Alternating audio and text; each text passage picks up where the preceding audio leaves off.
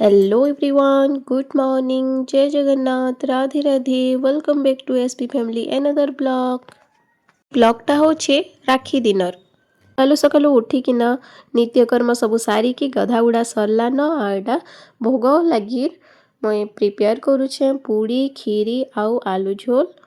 सब वर्ष राखी रे बलभद्र जगन्नाथ भगवान को राखी पिंधासी आ भोग लगासी। तो जेहेतु आज बलराम भगवान कर भी आज जन्मदिन है तो से लगी ये सब स्पेशल जिनिस बने नेली। बिना प्याज रसुन मोस्ट मोर सबू खाना पीना बनिकी सरलान। तापरे मुई गली रेडी हेबार के हेंती भी आज भाई गुटे आसबार थिला तो से लगी मुई जल्दी जल्दी से इटा रेडी हो गली।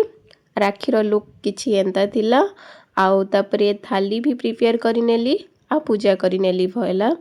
बलराम और जगन्नाथ भगवान को बहुत भल से राखी पिंधे की पूजा करिनेली आ भोग भी लगे नेली।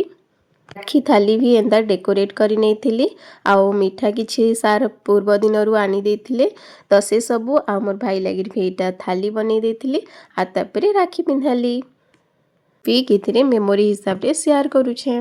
आजिर दिन थी किछि पुराना स्मृति भी मने पड़ुथिला बाकी जेनटा जाई सारी छे पास्ट जिनिसटा जते याद नहीं कले सते भल है जने नीचे हबार बेले क्या दरकार सेटा याद करिकी तो प्रेजेंट रे ही लाइफ रे चलू।